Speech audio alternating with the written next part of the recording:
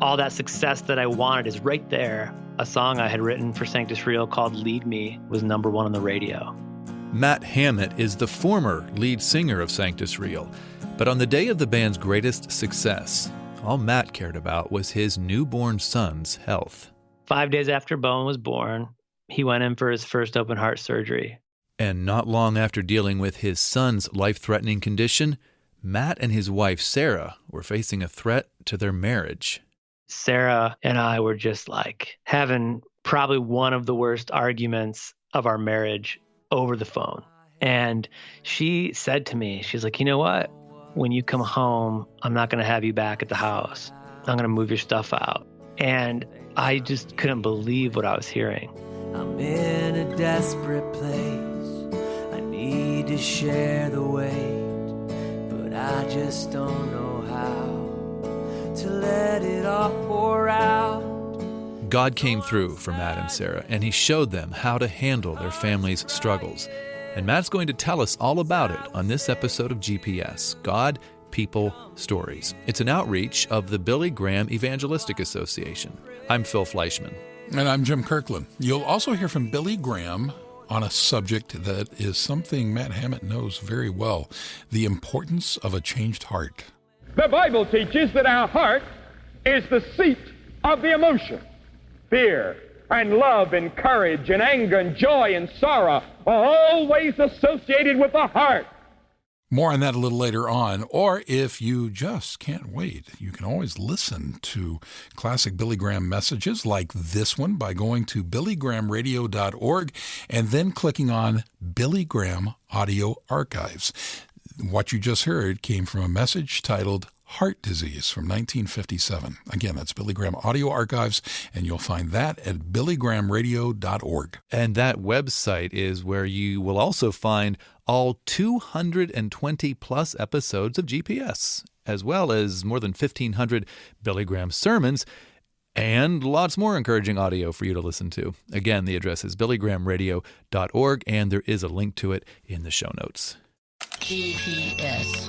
God. People. Stories. So I grew up in Toledo, Ohio. One of my most vivid memories is being kind of an anxious kid and trying to find my place, and I was bullied a lot.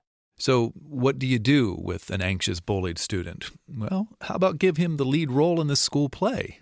At least that's what Matt Hammett's fourth grade teacher did at the Christian school he attended. It was a pivotal moment in Matt's childhood. It was like her confidence in me and the love that she showed me really did make me feel like I found my identity, in who Christ wanted me to be, and that identity in him was whole and complete. And so that was a really formative year for me. Being in that play was just the first time of many times that Matt would perform during his school years. You see, when Matt was in 10th grade, he met a guy named Chris Roman.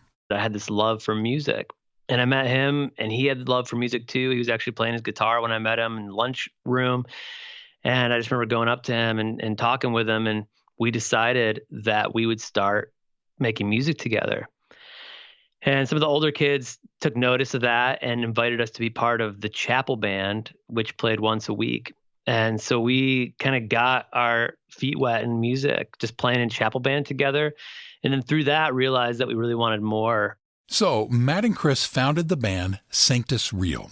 Sanctus is Latin for holy. Drummer Mark Grallman found that word in the dictionary. And then the guys just slapped real onto the end of it to come up with the band name Sanctus Real.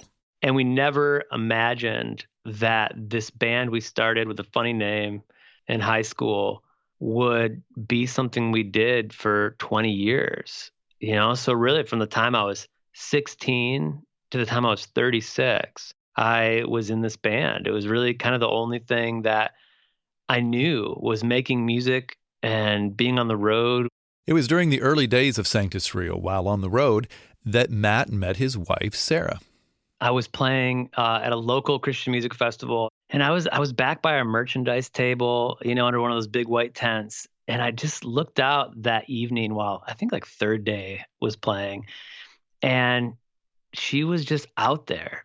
she was just dancing around and she was like so carefree. Like something about her smile and just the way she looked, like just drew me in.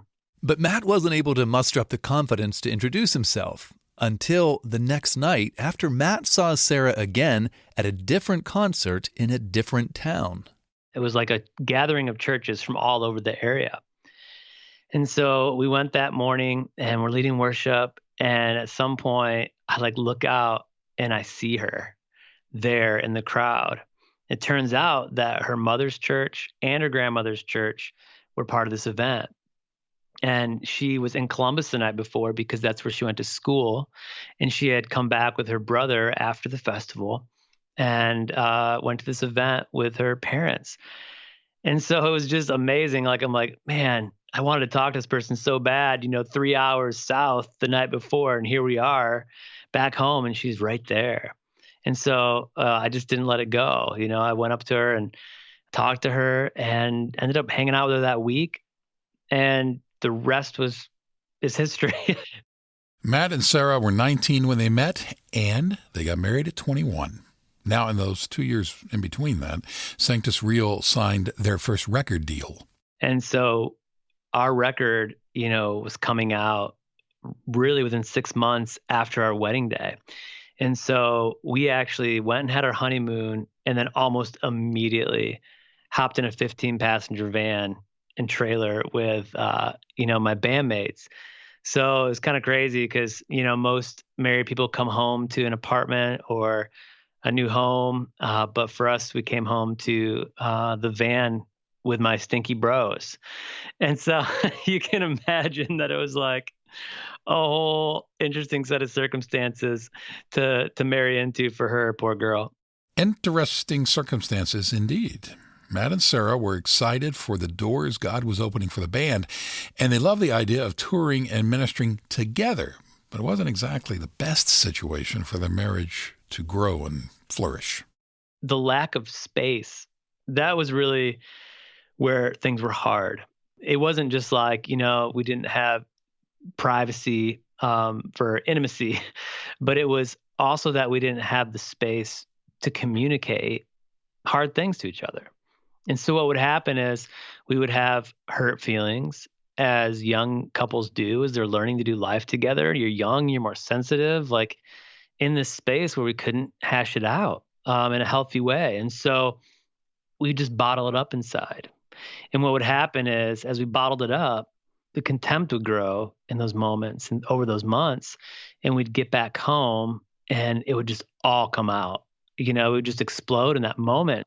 And so there wasn't a healthy cycle of communication for us, which became really our most difficult struggle as newlyweds. And that struggle actually continued for the next decade as Matt and Sarah tried to figure out how to have healthy conflict and communication. During that time, they had 2 daughters, and Matt had a serious realization about his faith. I was in a relationship with Christ, but there was a disconnect for me. Like, okay, how many Bible verses did you read today? How many minutes did you pray? How many good things did you do for somebody? And these are all, right, like meant to be the outcome of loving Jesus, but it's not what makes us love Jesus. And so I think I was more focused on those things than what was meant to be the starting point, which was the transformation of my heart. Matt's heart started to change when he read a book by the late Brennan Manning, who wrote about how his faith in Christ freed him from an alcohol addiction. Something about the brokenness of that man and his vulnerability to share what that brokenness is, and then his radical understanding and faith in how much God loved him despite it all. Something about his message and the way that he formed that message spoke so deeply to my heart, so deeply that it really honestly transformed my life forever, because for the very first time, I believed with all of my heart that God actually loved me for who I was and wanted me to come as I am, and that he wanted to change me. And that all those things I was doing, wasn't going to be the thing that transformed me. With a fresh commitment to letting God transform him, not the other way around, Matt had to face the most difficult test of his and Sarah's marriage.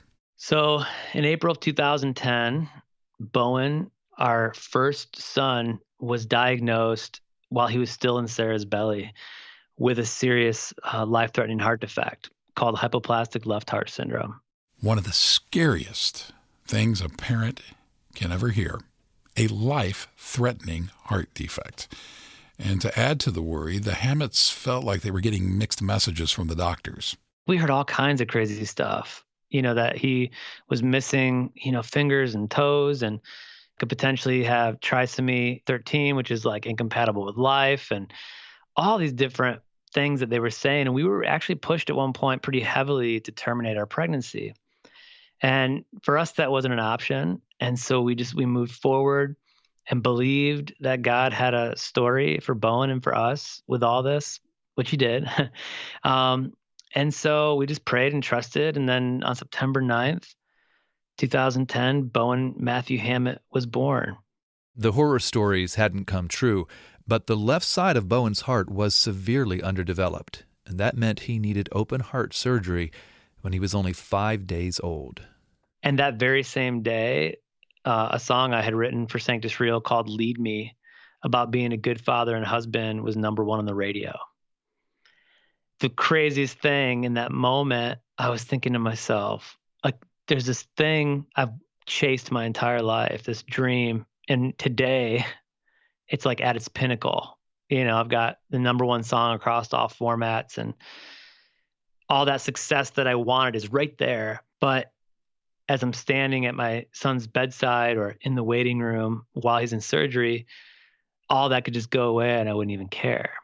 It's like it really put in perspective for me what was important. And for the next 6 months, we really fought for Bowen's life. In fact, Bowen almost died several times during those first 6 months, and he had to have a second open heart surgery. Ultimately, Bowen survived each close call. But the trauma of almost losing him and of seeing other parents at the hospital lose their children, that left Matt and Sarah devastated. Sarah and I began to grieve separately and differently. And when you're going through pain, you need places to put it. And what we didn't know then is that we were kind of placing that pain on each other. And instead of letting our grief pull us together, it was pulling us apart. And so we kind of started a whole new season of difficulty. Now, by this time, Bowen was out of the hospital, and Matt had gone back on the road with Sanctus Real. There's one night in particular I'll never forget, and I was on the bus. We were about an hour from having our show, and Sarah and I were just like having probably one of the worst arguments of our marriage over the phone. And she said to me, she's like, you know what? When you come home, I'm not going to have you back at the house. I'm going to move your stuff out. And I just couldn't believe what I was hearing. Outraged, Matt turned off his phone and threw it into his bunk. He was miserable. The band went out. They played their show. And once they were done, one of Matt's bandmates convinced him to get the phone, call Sarah, and try to work things out. So I turned my phone back on. The first text that came through my phone would have been 5 minutes after I turned it off. And it was a message from Sarah saying, I'm sorry, I love you, I didn't mean it. And I'm like, man, if I just would have hung in there for 5 more minutes, not gotten angry, turned off my phone and chucked it in my bunk, I would have spared myself all this kind of embarrassment of crying in front of the guys and being so worried about this and having this horrible show and all this stress. But this is what it did for me. The good that came out of that is I just realized this can't happen anymore. What am I going to do as a man and as a leader of my home and my family to step up and fix what's broken with God's help? And that probably was one of the very first moments I realized that I needed to do one of the hardest things in my life and make a decision to step away from the band so that I could stop singing this song, Lead Me, about being a great husband and father, and actually go live it more. So Matt stepped down from Sanctus Real in 2016. After that, the Hammetts bought an RV and traveled around the country together for a year. During that trip, Matt began speaking at churches and sharing his family story. Matt's biggest concern these days is being a husband to Sarah and a father to his kids. But Matt's still involved with sharing the gospel, no doubt. He's just not with Sanctus Real any longer. He's a speaker and contributor to a handful of different ministries focused on building Christ-centered marriages and families. He's continued to write and play a little music, and recently he wrote a book about his life. And he and Sarah are producing a documentary about their experience with congenital heart disease. And the story isn't just about heart disease, but it's really about how God can use a broken heart to make us whole. And how sometimes, we have to give our hearts to something that can break it for that work to be done in us. So we're excited about that. We have no idea what's going to happen with the film, but we felt called to make it, and we did. And so that's kind of what life has looked like for me over the past few years.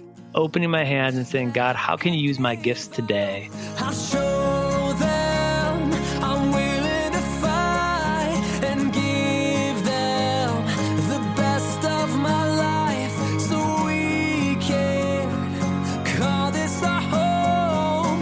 Lead me, 'cause I can't do this alone. Father, lead me, 'cause I can't do this alone. Serving God with open hands and letting Him lead us, that is not an easy thing to do. But as Matt Hammett has discovered, surrendering your life in this way is the beginning of a lasting joy and peace. Would you like to experience that?